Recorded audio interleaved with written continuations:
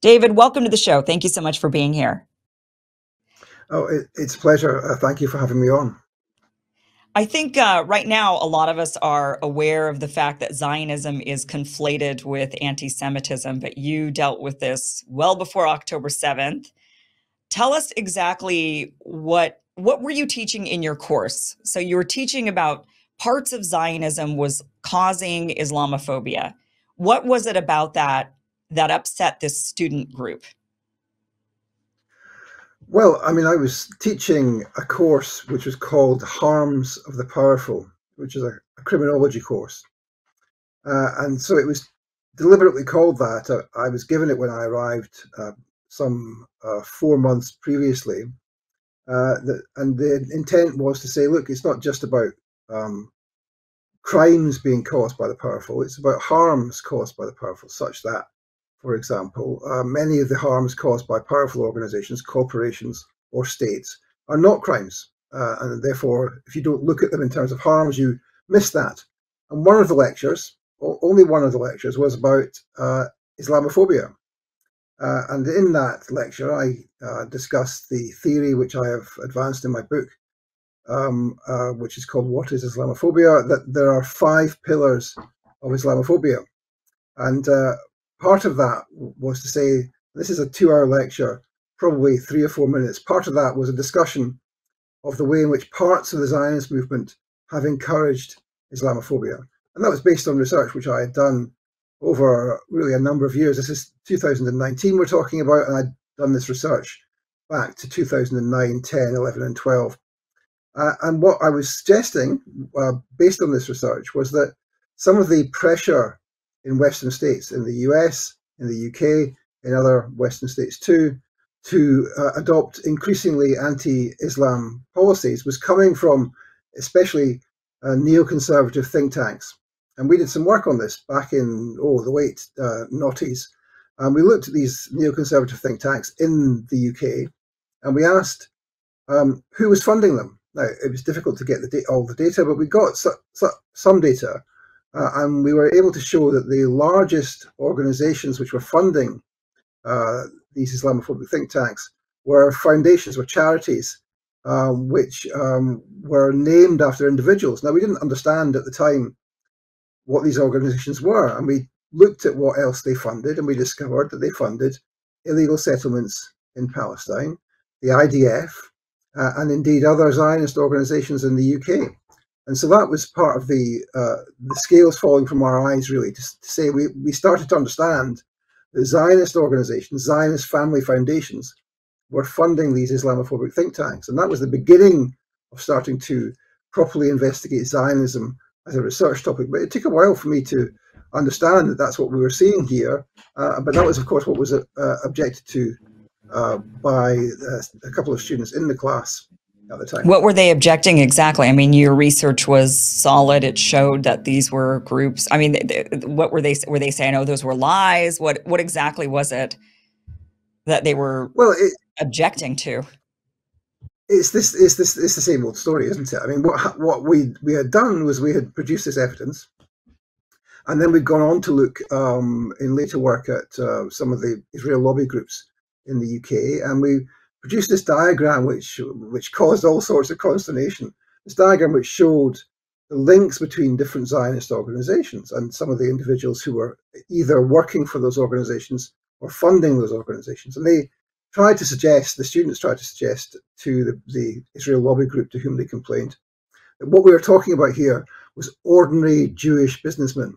And why were we mentioning ordinary Jewish businessmen who were involved in funding Zionist activities? Well, of course, what we were doing was we were deliberately targeting for our research those financial flows which were involved in producing Zionist political activity in the UK, and also involved in producing Islamophobia. So, and one of the interesting things about it, I mean, the most interesting example was this one person, this alleged Jewish businessman, who it was singled out, and it was said that this was just an ordinary Jewish businessman. He had nothing to do with Zionism.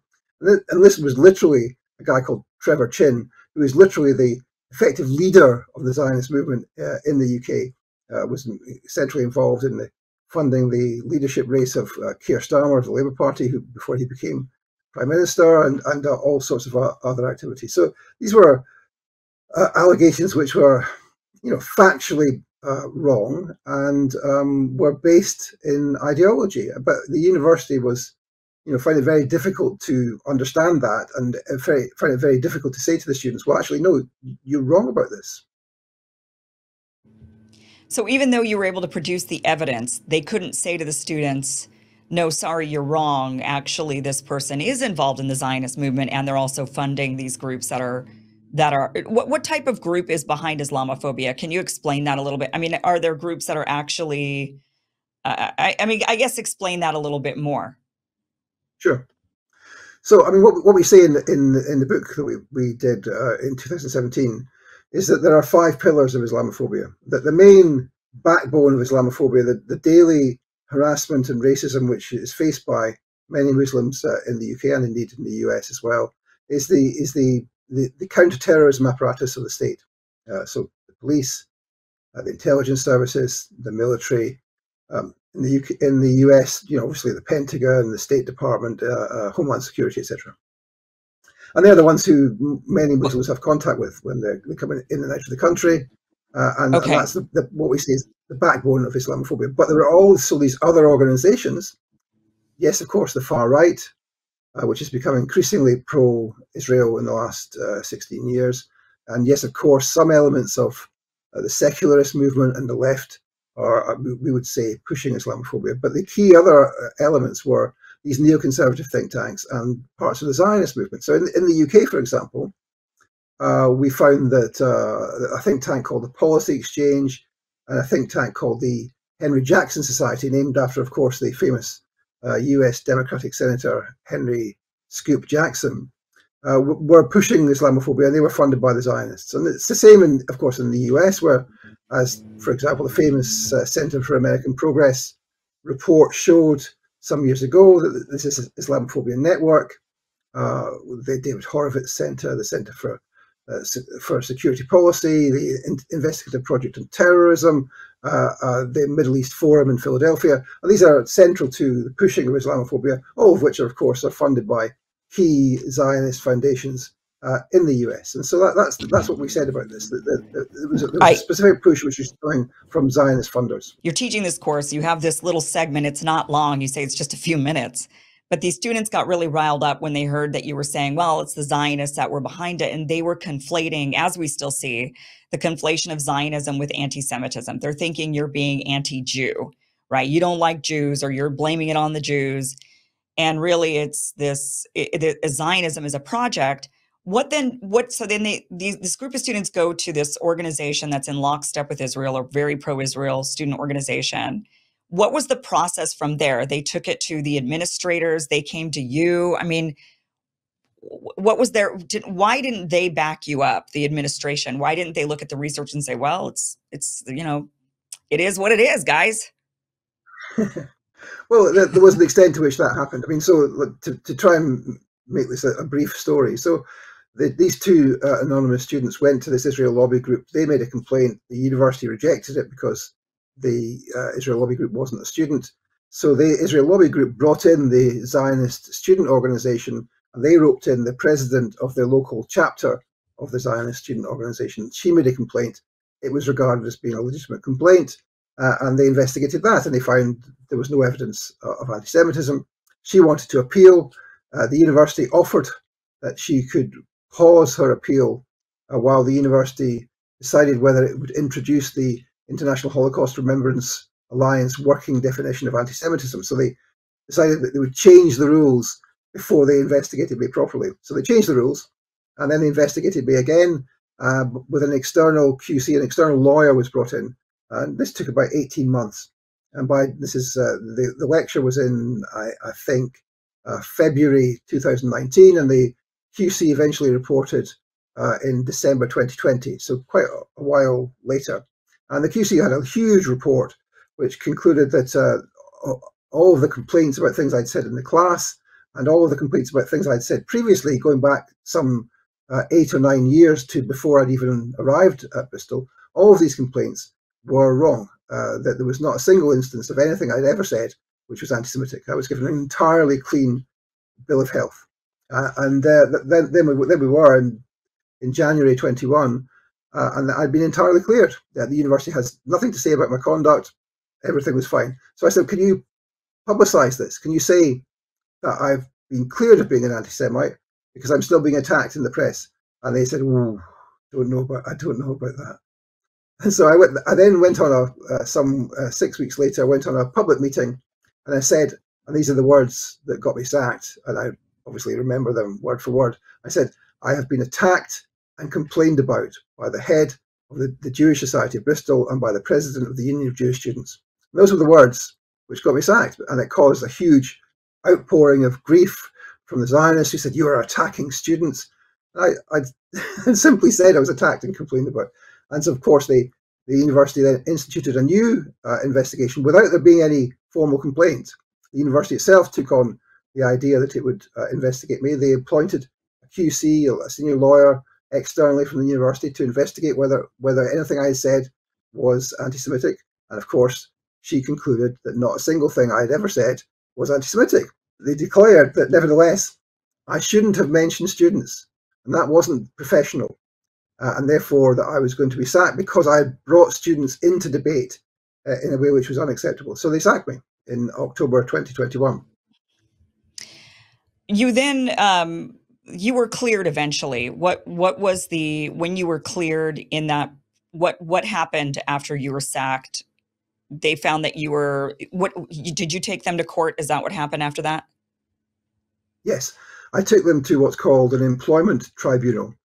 And that we filed all the documents, and that started on the 15th of October 2023. So 9 days after the launch of the Al-Aqsa flood operation on the 7th of October.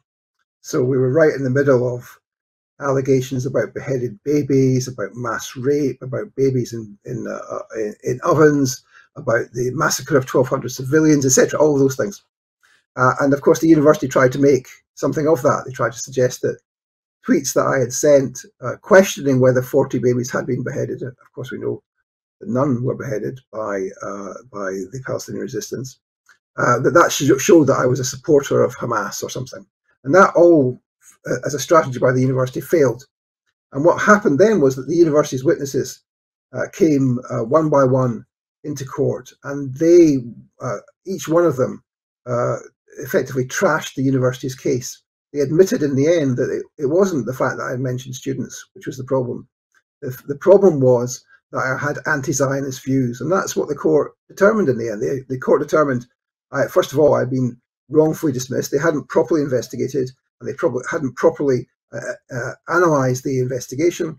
But most importantly, that the reason I'd been sacked wasn't, as the university claimed, because I brought students into debate, but because I had anti-Zionist views, and it was those views which were deemed to be unacceptable by the university. And therefore, the tribunal declared not only was I wrongfully dismissed, but I had been discriminated against as a result of my philosophical beliefs, and that these philosophical beliefs were worthy of protection in a democratic society. And thus, they declared that anti-Zionist views are not racist, are not anti-Semitic, are not, in the technical language of the Act, are not akin to Nazism, which of course was what the university was trying to advance in court. So that was a huge victory. But it took so long. I mean, you were sacked in 2021, and you're saying that this victory just recently happened. On the 5th of February this year. So yes, it was a long, long time. Did you have to get attorneys? Oh, yes. Yes. I mean, I had lawyers throughout the process. There was a short period of a few weeks where my trade union provided legal representation, but after that, I had to get my own legal representation. I had to pay for that. I can tell you that overall, the course of that period, the costs roughly so far have been in the region of 120 or 130,000 pounds. That's, I don't know, what's that, $150,000. So that was, that was tricky. I mean, I was sacked. I had no work. I was out of work, and I launched a crowdfunder, and that's covered almost all of the costs. And I'm very, very grateful for that, for the many hundreds of people who supported me. I mean, it's just what a corrupt system.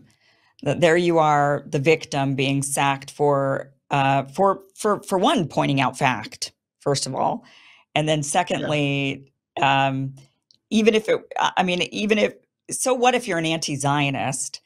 If fact is fact, right? I mean, it doesn't really matter what your personal view is. You could be a complete Zionist and still point out exactly what you pointed out and say, yeah, it's Zionist groups that are doing this, even though, I mean, and I know people like that. I know people who are Zionists. They're still Zionists. They still support the idea, but they also can point out fact and they, say, yeah, this stuff is happening. But I mean, so really your personal views really had nothing to do with the lecture and shouldn't have had anything to do with it.